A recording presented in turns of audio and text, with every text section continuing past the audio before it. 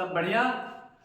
आज हम लोग स्टार्ट करते हैं, एक न्यू टॉपिक है प्रोबेबिलिटी की। एक न्यू टॉपिक है प्रोबेबिलिटी के बारे में हम स्टार्ट करते हैं। प्रोबेबिलिटी होता क्या है, सबसे बड़ी बात है प्रोबेबिलिटी होती क्या है। तो प्रोबेबिलिटी को समझने से पहले प्रोबेबिलिटी के बारे में बात करें। हमारे डेली लाइफ में प्रोबेबिलिटी बहुत ज्यादा यूज होती है।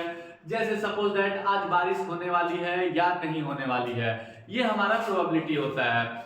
इस तरह से बहुत सारे हमारे लाइफ में घटनाएं होती हैं जिसे हम कह सकते हैं कि प्रोबेबिलिटी है। जैसे जिसमें पॉसिबिलिटीज जो होती है, पॉसिबिलिटीज कितने आने की पॉसिबिलिटीज है किसी चीज। जैसे आप कोई पेपर दे रहे हो, एग्जाम दे रहे हो, तो पास होने की क्या परसेंटेज है, फेल होने की परसेंटेज क्या है, क्लियर। तो ये क्या है, एक प्रोबेबिलिटी होती है। आप कंफर्म नहीं होते हो, जिस ऑब्जेक्ट्स को लेकर के आप कंफर्म नहीं होते हो, उसे हम क्या कहते हैं, प्रोबेबिलिटी के तौर पे कह सकते हैं। जैसे आपने महाभारत के बारे में जानते हो, महाभारत में शकुनी मामा, आज की दुनिया में पूरी गैम्बलिंग हो रही है, जुआ खेला जा रहा है। ये गलत बात है जुआ, बट देखो तो ये प्रोबेबिलिटी पे डिपेंड है। शकुनी मामा जैसे तो सब है नहीं कि जो पासे को बोलेंगे वही आ जाएगा। तो मार्केट में बहुत सारे ऐप भी आ गए हैं गैम्बलिंग के लिए। आप देखे होंगे कि उसमें हम लोग क्या करते हैं, गैम्बलिंग करते हैं, प्रेडिक्ट करते हैं कि क्या कैसे होगा। तो ये सारी प्रोबेबिलिटी है। अब हम शकुनी मामा की बात कर लेते हैं थोड़ा सा। महाभारत में शकुनी मामा क्या करते थे, वो जो चाहते थे पासे पे वही डिजिट आता था, तो उनके हैंड में पासा था। बट युधिष्ठिर जो डिजिट चाहता था वो नहीं मिल पाता था। तो क्या है, प्रोबेबिलिटी ही है। तो इस तरह से हम प्रोबेबिलिटी की अब शुरुआत करेंगे। प्रोबेबिलिटी में होता क्या है, अब मेन टॉपिक पे आते हैं प्रोबेबिलिटी के बारे में।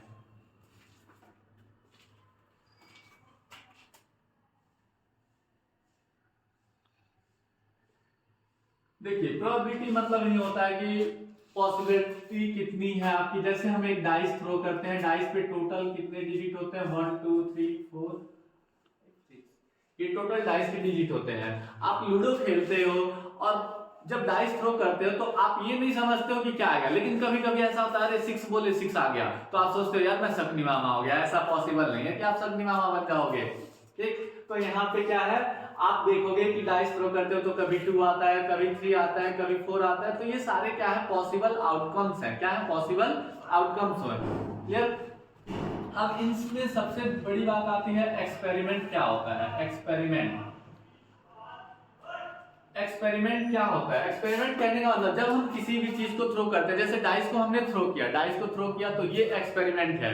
डाइस थ्रो करने पे हमारे पास क्या क्या आ सकते हैं, ये सारे एक्सपेरिमेंट है हमारे पास। हमने डाइस थ्रो किया, हमारा होप है, आई होप कि 6 आए, बट 6 ना आकर के 1 5 आ जाता है।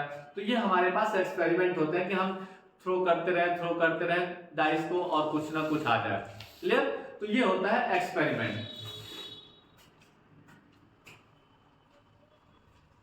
एक्सपेरिमेंट के बाद नेक्स्ट टॉपिक होता है ट्रायल। ट्रायल क्या होता है, लाइक एज एक्सपेरिमेंट जैसा ही ट्रायल भी होता है। ट्रायल कहने का मतलब जब आपने डाइस थ्रो कर दिया तो आपने उसे ट्राई किया कि मैंने एक बार थ्रो करके। एक्सपेरिमेंट करने का मतलब हुआ आप एक्सपेरिमेंट करते हो कि भाई मैं इस टाइम से इस टाइम तक पढ़ूं तो टॉप कर जाऊं, ये आपका एक्सपेरिमेंट है। और ट्रायल क्या हुआ, आपने उसको फॉलो करना चालू किया। फॉलो करने पे आपका रिजल्ट क्या आता है, तो वो हो गया ट्रायल। ट्रायल करने पे आप सक्सेस हो गए, ये चीजें होती हैं आपकी ट्रायल, क्लियर। तो एक्सपेरिमेंट और ट्रायल समझ में आया। अब हम लोग ऐसा प्रोबेबिलिटी के बारे में पढ़ेंगे क्लास 10th 11th 12th तक का कुछ टॉपिक, मतलब जैसे इवेंट हो गए, श्योर इवेंट हो गए, इम्पॉसिबल इवेंट्स हो गए, इन सारे को कवर करेंगे इसमें हम लोग। इवेंट के बारे में हम लोग पढ़ते हैं। इवेंट क्या होता है, देखो इवेंट के क्लास 11 12 सब जगह काम आएगा। इवेंट का मतलब क्या होता है, ध्यान से देखो। इवेंट करने का मतलब जैसे हमने एक कॉइन लिया, टॉस किया, टॉस करने पे हेड और टेल आएंगे, हेड और टेल आ सकते हैं, ये हमने ट्रायल किया। बट इसमें इवेंट क्या है, जैसे मैंने एक कॉइन को टॉस किया, टॉस करने पे देखा कि हेड आ रहा है, तो हेड एक इवेंट हो गया, हेड एक इवेंट हो गया। और इसमें आता है equally likely events. Equally likely event जैसे हेड और टेल की हम बात करें, एक कॉइन है हमारे पास, उसमें हेड आ सकता है या टेल आ सकता है। तो सपोज दैट हमारे पास हेड आ गया, हमारे पास क्या आ गया, हेड आ गया। तो ये जो हेड है ये हमारे पास एक इवेंट्स आ गया। इवेंट्स में आते हैं equally likely events. Equally likely events कहने का मतलब क्या होगा, इक्वली लाइकली इवेंट्स कहने का मतलब जैसे एक न्यू बेबी बर्न होना है, तो न्यू बेबी जब बर्न होना है तो या तो गर्ल्स हो सकता है या बॉय। तो ये इक्वली चांसेस है, ये क्या है, इक्वली चांसेस है कि या तो लड़की हो सकती है 50% गर्ल्स का चांस है और 50% बॉयज का चांस है। ये इक्वली लाइकली है। ओके, इसी तरह से हम बात करते हैं डाइस थ्रो करने की। इस पे क्या हो सकता है 1 2 3 4 5 6 आते हैं। क्लियर? तो ऐसे ऐसे बहुत सारे एग्जांपल्स हैं। तो ये इक्वली लाइकली इवेंट्स के बारे में मैंने बताया, जैसे बेबी बॉय और बेबी गर्ल। तो इनके चांसेस क्या है? 50-50% चांस है दोनों का। 50% किसका भी है, 50% किसका भी है। तो ये इक्वली लाइकली इवेंट्स हो गए। ये क्या हो गए? इक्वली लाइकली इवेंट्स हो गए। अब देखो इक्वली लाइकली का ये मैंने एक कॉइन का एग्जांपल दे दिया, एक न्यूबॉर्न बेबी का एग्जांपल दिया। दूसरा इक्वली जो नहीं होंगे, इक्वली लाइकली इवेंट नहीं होंगे, जैसे सपोज दैट एक ड्राइवर क्या करता है, कार स्टार्ट करता है। तो कार स्टार्ट होने के चांसेस है भी और नहीं भी है। तो हो सकता है आपके माइंड में आए कि ये इक्वली लाइकली है, बट ये इक्वली लाइकली नहीं है। क्यों? क्योंकि कार के स्टार्ट होने के चांसेस बहुत सारे फैक्टर्स पे डिपेंड करते हैं, जैसे कि क्या पता उसमें डीजल पेट्रोल है या नहीं है, या कोई चूहे ने, रैट्स ने कुछ काट दिया हो वायर वगैरह, या इंटरनल कुछ डैमेज हो। तो ये सारी चीजें उसमें, ये सारे फैक्टर होते हैं। तो इसे आप इक्वली लाइकली नहीं कह सकते हो। बट बेबी बॉर्न वालों को इक्वली लाइकली कह सकते हो कि 50-50% है। ट्रांसजेंडर को छोड़ करके ये एक्सेप्शन केस है। ये मत सोचना भाई ट्रांसजेंडर आ जाते हैं इसके बीच में। क्लियर? और जैसे हेड टेल की बात कर लो तो ये तो कंफर्म है कि इक्वली लाइकली है, क्योंकि 50-50% चांस है, इसमें तीसरा कोई कंडीशन नहीं है। तो ये इवेंट्स होते हैं।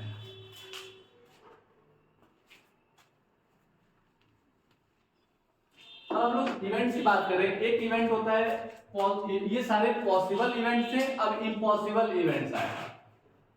Impossible event.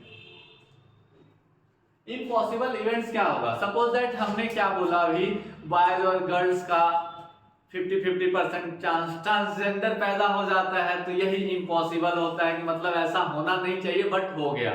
क्लियर? तो इससे भी बेहतर एग्जांपल है इम्पॉसिबल इवेंट का, जैसे आप डाइस थ्रो कर रहे हो, तो डाइस पे टोटल नंबर ऑफ डिजिट जो होते हैं 1 2 3 4 5 6, और मैंने कहा एक डाइस थ्रो करने पे 7 आ जाए, एक डाइस थ्रो करने पे 7 आ जाए, तो this is impossible event. This is impossible event. ये इम्पॉसिबल इवेंट्स होते हैं। ऐसे ही मैंने कहा हेड ऑफ एक कॉइन को ट्रायल किया, एक कॉइन को मैंने हवा में उछाला और उसमें मैंने देखा कि हेड और टेल ये दो पॉसिबल इवेंट्स हैं आने के लिए, लेकिन मैंने कहा कि भाई वो कुछ आया ही नहीं। तो ऐसा कैसे हो सकता है? ये पॉसिबल ही नहीं है। तो दिस इज इम्पॉसिबल इवेंट। एक होता है श्योर इवेंट। श्योर इवेंट, ये इवेंट क्या है? जैसे मैंने डाइस रोल किया तो आपके माइंड में ऑलरेडी सेट है कि या तो 1 2 3 4 5 6 कोई ना कोई एक डिजिट आने ही आने हैं, कोई ना कोई एक डिजिट आने ही है। तो इसे हम श्योर इवेंट कहते हैं। जैसे सपोज है हमारे पास 6 आ जाए, 1 आ जाए या 2 आ जाए, ये सारे श्योर इवेंट्स होते हैं। ये सारे श्योर इवेंट्स होते हैं। तो ये हमारे पास इवेंट्स की बात हो गई। इम्पॉसिबल इवेंट समझ में आ गया, श्योर इवेंट समझ में आ गया। तो इम्पॉसिबल इवेंट का मतलब हो गया P of E। E means event और P फॉर प्रोबेबिलिटी। तो P ऑफ E से बढ़ते ये 0 के इक्वल होता है। ये पॉसिबल इवेंट्स होते हैं। नेक्स्ट होगा कंप्लीमेंट्री इवेंट।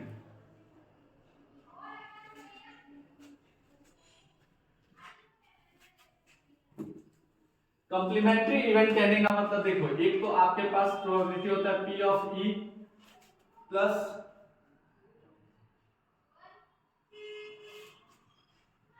ये हमारे पास कंप्लीमेंट्री इवेंट कहलाएगा। यहाँ पे P ऑफ E का मतलब प्रोबेबिलिटी ऑफ इवेंट हो गया, मतलब ये इवेंट होना है और ये नॉट है, ये नॉट इवेंट। E पे बार का मतलब हो गया कि नॉट इवेंट, ये इवेंट नहीं हो सकता, ये घटनाएं नहीं होंगी। तो इस सिचुएशन में आपका जो होता है ये कंप्लीमेंट्री इवेंट्स होता है। क्या होता है? कंप्लीमेंट्री इवेंट्स होता है। ऐसे क्वेश्चन पेपर में आते भी है।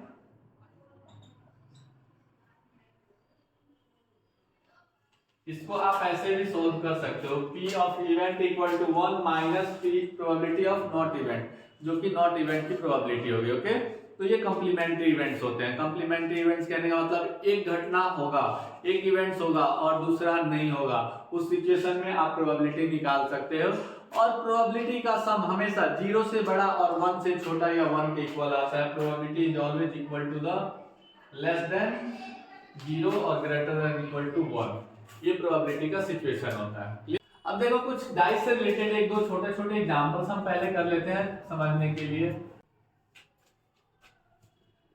सपोज दैट एक डाइस को हमने रोल किया तो उस पे डाइस पे टोटल नंबर क्या आ सकते हैं, तो सैंपल स्पेस होता है। एक सैंपल स्पेस क्या आ सकता है, तो सैंपल स्पेस को आप SS से लिख सकते हो या ऐसे भी लिख सकते हो, this is the sample space. Sample space को हम आउटकम के नाम से भी जानते हैं, आउटकम्स के भी नाम से जानते हैं सैंपल स्पेस को। तो एक डाइस जब रोल आउट करोगे तो आपके पास सैंपल स्पेस ये मिलेगा 1 2 3 4 5 6 आएगा। अब इससे बहुत सारे क्वेश्चन क्रिएट हो सकते हैं। इवन नंबर, ऑड नंबर, ये सारे की प्रोबेबिलिटी फाइंड करनी है। इवन नंबर की प्रोबेबिलिटी क्या होगी, ऑड नंबर की प्रोबेबिलिटी क्या होगी। तो इवन नंबर काउंट करो क्या होगा, 2 4 6। तो टोटल इवन नंबर कितने हैं, 3 हैं। टोटल इवन नंबर 3 हैं और आउटकम्स कितने हैं, 6 हैं। तो 3/6 यानी कैंसिल आउट करके 1/2। इसी तरह बोला जाए ऑड नंबर, तो ऑड नंबर कौन सा है, 1 3 5, ये भी 3 है तो 3 और टोटल आउटकम्स कितने हैं, 6। तो 3/6 इसका मतलब 1/2 कैंसिल आउट करके। तो ये हमारे प्रोबेबिलिटी के छोटे छोटे से टॉपिक हैं, एग्जांपल्स है। अब जैसे एक और एग्जांपल ले लेते हैं हम लोग। एक हमारे पास बास्केट है, उस बास्केट में 2 कलर्स के बॉल है। सपोज दैट एक रेड कलर और एक व्हाइट कलर का है। तो red colour, number of red colour is 5 and number of black colour is 3। तो नंबर ऑफ रेड कलर